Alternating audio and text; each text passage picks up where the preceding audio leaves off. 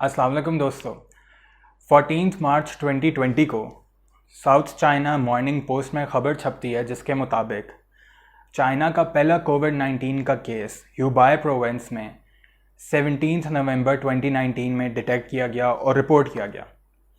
उसके बाद से आज जब मैं ये वीडियो बना रहा हूँ 7 महीने गुजर चुके हैं और more than 7 million people corona virus से अफेक्ट हो चुके हैं और 4 लाख से ज़्यादा इससे डेथ्स हो चुकी हैं।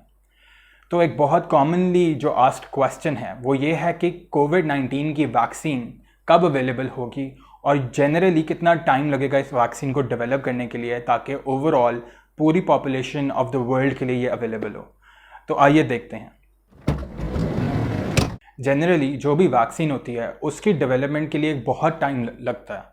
मेरी रिसर्च के मुताबिक जैसे मैं रिसर्च कर रहा था, जो फास्टेस्ट वैक्सीन आज तक डेवलप हुई हैं उनको भी 5 साल लगे हैं डेवलप होके लोगों के लिए अवेलेबल होने में। और अगर आप HIV या एड्स को देखें तो साइंटिस्ट्स 20 साल से ज़्यादा से लगे हुए हैं HIV की वैक्सीन बनाने के लिए, लेकिन आज तक कोई HIV की वैक्सीन नहीं बना सका। लेकिन कोविड-19 की वैक्सीन हमें बहुत ज़रूरी चाहिए क्योंकि ये पूरी दुनिया में बहुत तेज़ी से फैल रहा है।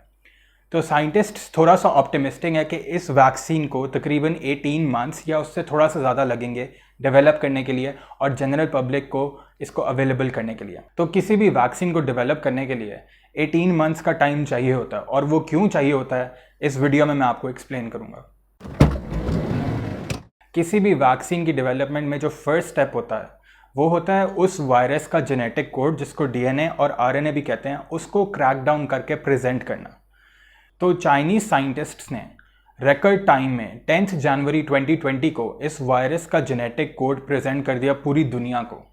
तो ये स्टेप 1 कंप्लीट हो गया। स्टेप 2 होता है कि इसी इन्फेक्शियस वायरस को किसी इन्फेक्शियस पेशेंट से लेके इसको वीक करना। वायरस को यूजुअली वीक किया जाता है हीट से, केमिकल से, एसिड से और इवन इलेक्ट्रिक करंट भी कभी कभार यूज़ किया जाता है।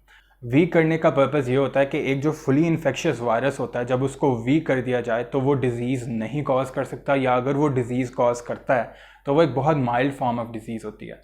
और यही डिज़ीज़ इंसान के अंदर एंटीबॉडीज़ प्रोड्यूस करती है जो कि इस वायरस को फाइट करती हैं, और इसी वीक फॉर्म ऑफ वायरस को वैक्सीन कहते हैं। स्टेप नंबर 3 में साइंटिस्ट्स ये करते हैं कि ये जो वैक्सीन, जो weak form of virus develop होता है, इसको एनिमल्स में टेस्ट करते हैं लैबोरेटरी में। कॉमनली जो एनिमल्स यूज़ होते हैं उसमें मंकी होता है या माउस होता है। जो बेसिक पर्पस होता है एनिमल टेस्टिंग का वो ये होता है कि क्या ये वैक्सीन कोई एनिमल या कोई लिविंग ऑर्गेनिज्म सर्वाइव कर सकता है ह्यूमंस को देने से पहले। यह है स्टेप नंबर 3। स्टेप नंबर 4 होता है कि एनिमल्स की सक्सेसफुल टेस्टिंग के बाद इसी वैक्सीन को हेल्दी ह्यूमन वॉलंटियर्स में टेस्ट करते हैं। 20 से 25 लोग वॉलंटियर करते हैं कि हमारे ऊपर ये वैक्सीन टेस्ट कर लें। इस वैक्सीन को हेल्दी वॉलंटियर्स में टेस्ट करने का पर्पज़ ये होता है कि देखा जाए कि क्या ये ह्यूमंस में डेथ्स तो नहीं कॉज करती, और दूसरी बात जो देखते हैं वो ये देखते हैं कि कोई भी इमीडिएट साइड इफ़ेक्ट तो नहीं है इस वैक्सीन का। स्टेप 4 को यूजुअली साइंटिस्ट्स किसी भी वैक्सीन के लिए 2 से 3 साल की ड्यूरेशन देते हैं, लेकिन कोविड-19 के लिए क्योंकि इसकी वैक्सीन बहुत जल्दी चाहिए, साइंटिस्ट्स इस स्टेज को 3 मंथ्स दे रहे हैं। और ऑल ओवर द वर्ल्ड ये स्टेज तकरीबन अगस्त 2020 में ख़त्म हो जाएगी, जिसके बाद हम अगली स्टेज पे चलेंगे जो कि है स्टेप नंबर 5।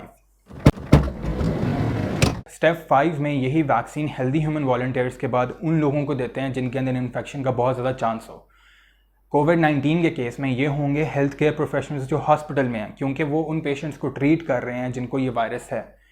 इस स्टेप का पर्पज़ ये होता है कि हम देखें कि वो लोग जिनको इन्फेक्शन बहुत लाइकली है, अगर हम उनको ये वैक्सीन दें क्या वो इन्फेक्शन को प्रिवेंट कर सकते हैं या नहीं। इस स्टेप को साइंटिस्ट्स यूजुअली देते हैं 2 से 3 साल दोबारा, लेकिन कोविड-19 के केस में साइंटिस्ट्स इसको देंगे तकरीबन 8 मंथ्स, यानी अगस्त 2020 से लेकर तकरीबन मार्च 2021 तक ये फेज़ कंप्लीट होगा। स्टेप नंबर 5 के बाद होता है स्टेप नंबर 6।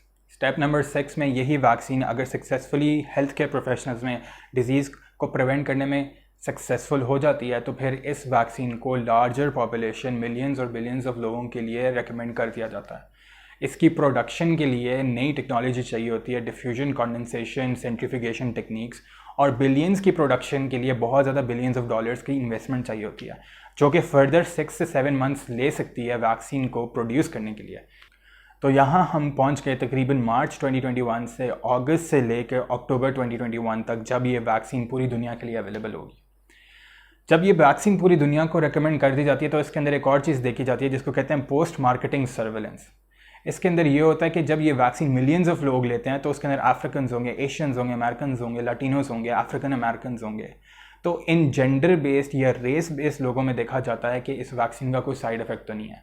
इसी तरह अब देखा जाता है कि मेल और फीमेल में कोई साइड इफेक्ट तो नहीं है, प्रेगनेंसी में कोई साइड इफेक्ट तो नहीं है।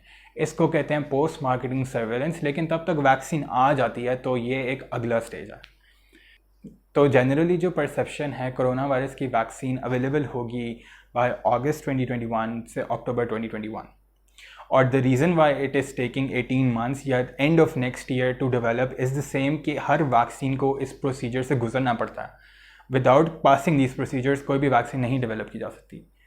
अभी पूरी दुनिया में 72 trials of vaccine are in progress, लेकिन रिसर्च शो करती है कि सिर्फ 16% यानी 15 से 16 ट्रायल्स इन वैक्सीन्स के एंड स्टेजेस पे पहुंचेंगे, और उसके बाद सिर्फ 1 या 2 ट्रायल्स को लिया जाएगा मैसिव प्रोडक्शन के लिए based on cost of production और कितनी वो इफेक्टिव है वैक्सीन।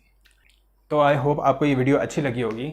अगर आप चाहते हैं कि मैं ऐसी एजुकेशनल वीडियोस बनाता रहूं तो आप मुझे सपोर्ट कर सकते हैं मेरे चैनल को सब्सक्राइब करके और नीचे लाइक करके, और इंशाल्लाह I will see in the next video. तब तक के लिए अल्लाह हाफ़िज़।